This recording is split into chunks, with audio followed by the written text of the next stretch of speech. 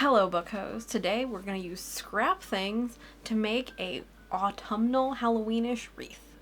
Praise be to Scrap Monster.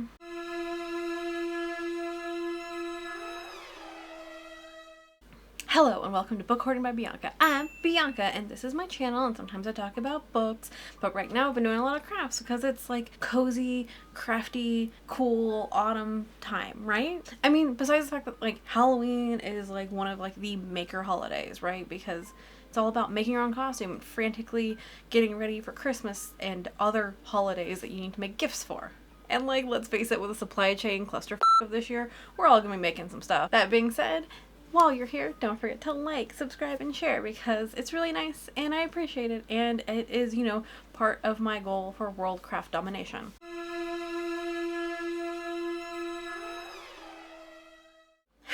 Back to today's craft. This is a quick and dirty one, and it really just uses random stuff from around my house, and also stuff that you might just have near or around your house as well. Yes, this is definitely counting as a scrap buster because it uses a ton of scraps to make things, but it also is going to use some of my former DIYs. So if you haven't been following, check out my playlist with some Halloween DIYs, and I will talk about which ones are going to be relevant in a second. You can see the wreath that I make, the final one, insert B-roll here. Oh, look at it. Oh, yes, look at it, beautiful B-roll, B-roll. This is really simple, and let's call it rustic, aka it's not gonna be perfect, but like it's just a fun thing that you can make.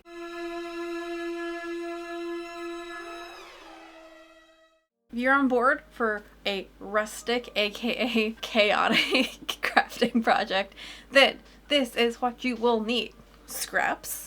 And I use the scraps not only to make the pumpkins, and I used the felt scraps to make the leaves, but I also used scrap cabbage, which is like the thing that you do where you put the scraps and you take tiny scraps and you just like cut it up and you stuff it. I used that to stuff these pumpkins. Formerly I had used like some polyfill, but if you don't have polyfill, then you can also just like use your scraps to fill, because that also counts. Obviously sewing things, any kind of sewing implements, embroidery thread if you want to embroider the leaves or anything else. For the actual like wreath base, you can use whatever you have. Like theoretically I have some miniature wreath base somewhere in my house that's like that floral green stuff, but like technically I use it for Edwardian hair. Like you can use whatever you have around the house. I used a broom that I took apart, and it's one of those cinnamon brooms from Trader Joe's. It was one from last year, and I still had it because you're not gonna get rid of a cinnamon broom, right? Makes the house smell so good. Anyway, literally you can just use a pile of twigs to do this. And that's, I think, the beauty of crafting. It's taking a pile of something and making it into something better and justifying my hoarding. I used florist wire, and then I also used a bunch of like hemp rope and stuff. So I use a combo of both to kind of make the structure, but you could definitely use whatever makes sense for you, whatever you have around the house. And yeah, pretty much anything you want to add to this. Like you could easily add like little bats or like little tombstones and make kind of like a tombstone cemetery motif or something else. This is just a fun, cute little scrappy project, and I hope it is enjoyable for you, not only to watch, but also to make. I will be using the leaf pattern, the pumpkin leaf pattern that I included in my pumpkin beret DIY, along with my scrap pumpkin DIY that uses up just squares of fabric to make pumpkins. And I will link those videos in the description. The pattern for the leaves is free, so you can check that out. The pumpkins don't really need a pattern because it's literally just cutting squares.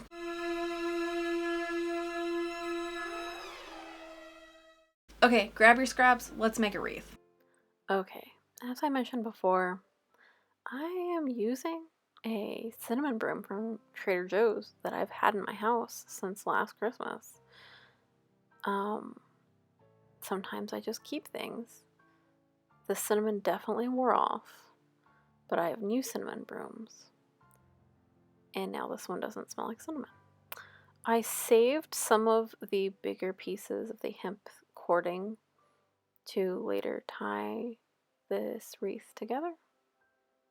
Just an FYI, if you do use a cinnamon broom for this, and that works. If you use a cinnamon broom that's like fresh, like this year, it might still have some cinnamon oil on it, so like be really careful.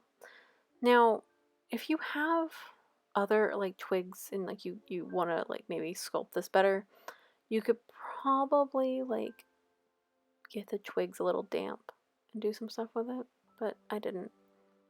I just did what I wanted. I am separating now into 2 piles, and I'm kind of making like a kind of middle section that everything will overlap, where I can start tying things, as you see here. I'm using metal florist wire for what I see as like the bigger kind of, not pressure points, but like that's gonna hold the most stuff as far as like the twigs. You could definitely just use like hemp cord, any kind of ties you have. I think that'll work fine. And I'm preemptively kind of trying to make sure it'll bend. So I'm kind of making 2 half circles and joining them. They're too wonky. Let's call them freestyle, free-handed circles. If you wanted to do one of the really cool like half moon, new moon, I don't know what it's called. Listen, I'm tired. If you want to do one of the cool crescent moon, there we go. Look, I could think of things. Goodness, look at me. If you want to do a crescent moon thing, you could probably, like let these sit in the tub for a bit. You'd probably still want a little bit of a secure base or something that'll really hold in place beyond just hemp. But you could probably get it to bend by itself and stay by itself if you have the patience and enough crafting supplies. I firmly believe that if you have enough patience and crafting supplies, you could, the world cannot stop you. You could probably put this hemp rope in like any kind of cool creative way. You could use ribbons too, the tulle ribbons, the kind of checkered ribbons, any of those things to kind of add to the ambiance. You could probably like braid a bunch of cord and do some really cool stuff. I just tied it where I felt like it was needed. Nothing too artistic about it. I just kind of tied it and then I wrapped it. Tied it a couple times because I didn't want it to just like come apart and then the whole thing come apart in my wall. That'd be annoying, to say the least. But I just, wrapped it around the thing a couple times. Made good use of some hemp cord that I got as a joke for a 2-item costume. It was a big thing of hemp cord and a bed sheet, and I pretended I was Ariel. I mean, I guess I had a wig too. It's like a 3-piece costume. I thought it was funny. Anyway, you're gonna cut the cord, move it around. I kind of like use a table to kind of push down and kind of keep shaping and sculpting it. But once you get it all kind of in a circle and you're happy with it, you can make little leaves. That's what I'm doing here. I'm using my pumpkin leaf pattern. You can see the flat one on the table, and you can see 2 that are already kind of sewed in, which I'm doing right here, which I'm pretty much sewing down the middle and then down the sides twice on each side to the kind of points, quote, points that you see on each side, just to get a little pumpkin feel, give it a little dimension.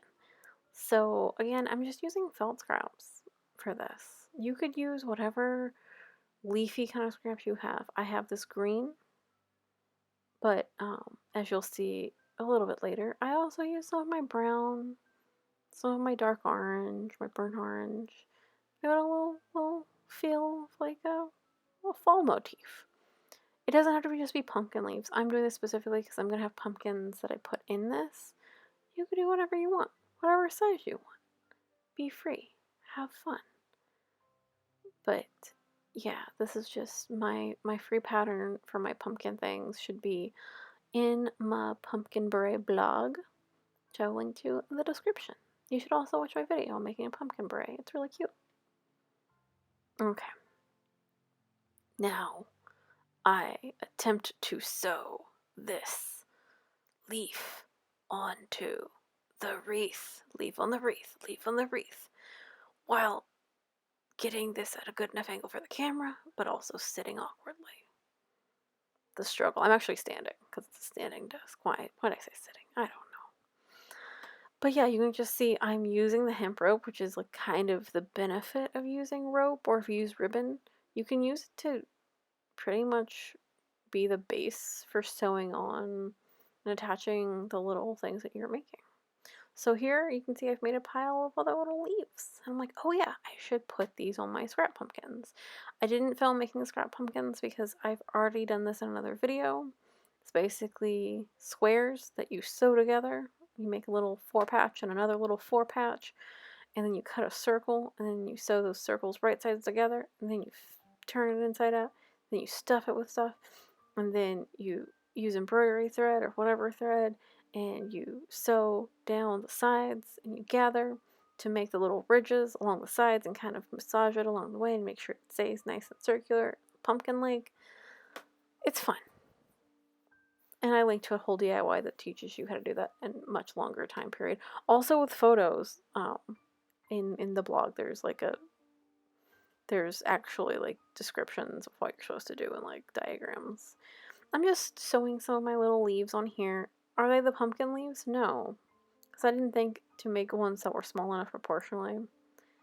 But this is just a wreath that's going to be in my house, so I'm not going to overthink it, you know? I know. You can see a little bit of green embroidery thread on some of the leaves, so like I was okay using contrasty threads on mine because I had a bunch of green left over. And now you can see me figuring out where I'm going to place these pumpkins. I have a bunch of pumpkins that I've made, so that's why you might see me mixing and matching. This is one of my first ones. I was like, yeah, this will go great here. So you can kind of use, think about once this is against a wall, can you use the wall to kind of almost create friction for something to stay in place? Because, like, I'm just sewing this on the side a little bit, and I know that once I lean this against the wall, that pumpkin will pop out. If it was not leaning against a wall or a door or whatever, the pumpkin would just kind of fall back. But I know that I'm going to have it against something, so that's why I sewed it the way I did. So it'd be kind of jaunty once against the wall. And then I'm putting on little tiny pumpkins. These just kind of do whatever they want. They're tiny.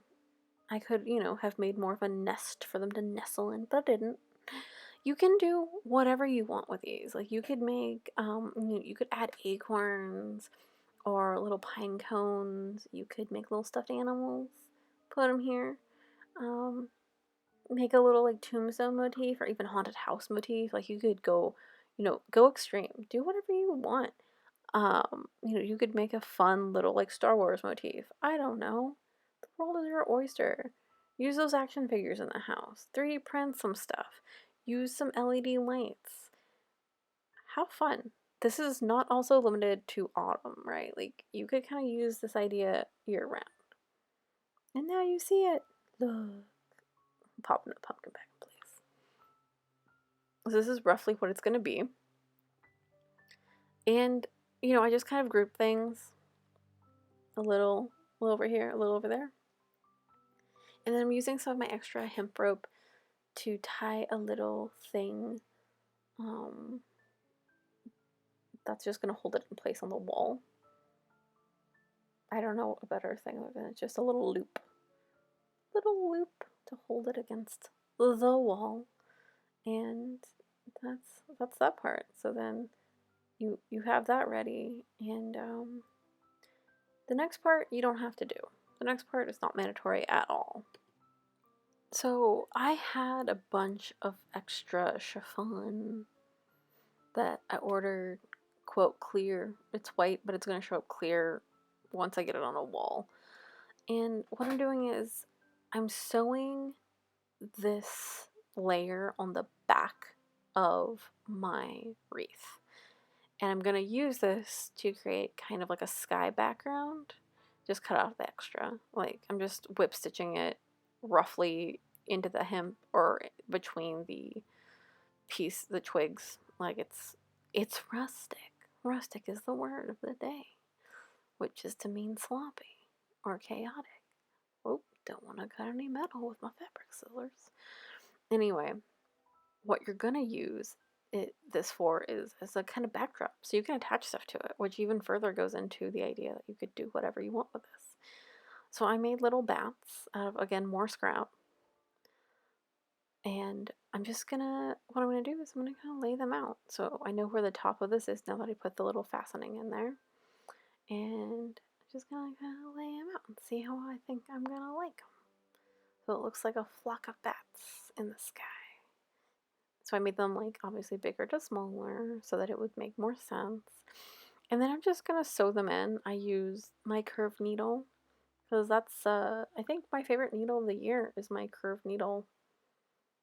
It's just easier. It's what I use to make my fake gold work for my like casual Shadow and Bone cosplay embroidery. It's just nice because you can kind of just like, you know, stitch something in real fast. And that's how I stitch all of these little bats in. You can use, you know, again, whatever you want. You can make like a wolf howling at the moon. You could do like a little haunted house and have like little lights behind the windows. You could make this a spider web, right? Like you could like use some yarn and make like a spider web motif, and then you could put like a spider on it. You could, if you have other kind of clear-ish colors that aren't white, or if your wall isn't going to be white, like, you know, think about ways so you could mix and match it. If you've got like orange, could you do like a pumpkin? Could you make a little like jack-o'-lantern face? If you've got, you know, blues, starry skies, if you've got green, you could make it like a more foresty motif. Again, the world is your oyster, and crafting is all about just taking some stuff and making other stuff, and we do it so well. And I believe in you, and I think you could also make something really fun with your scraps. Oh, hello there. I'm Scrap Monster, and I guess I approve this scrap project. And I bet your friendly home scrap monsters will approve too. So try it yourself.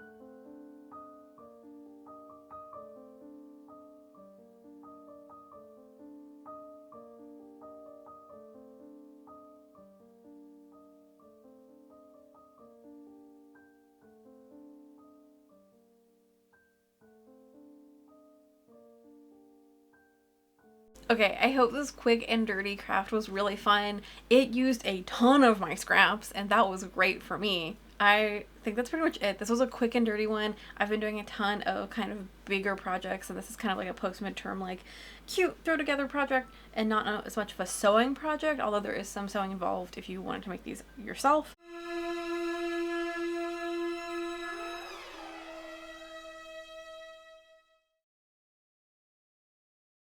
Now, if you've been following me for a bit, you know that I love listening to audiobooks, which is why you are never going to get just like environmental sound from me, because I'm typically going to be listening to a book.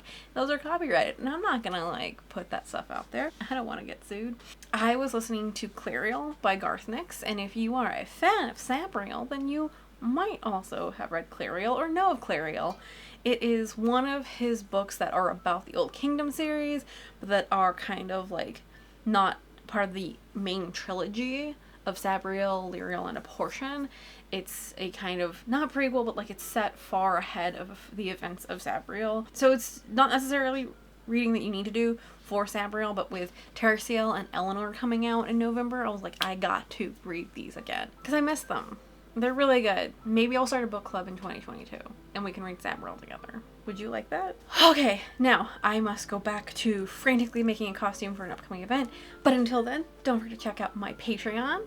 You can become a patron at various tiers that are all Jane Austen themed, and all of my patrons at all the tiers get access to a Discord server called the Jane Austen Avocado Toast Society, where you get special previews of upcoming content, and also we just get to chat and like share things, and it's fun. Patrons at my Lizzie Bennett tier and above get a special shout out in my video, like right now. Thank you for joining me, and don't forget to make it so.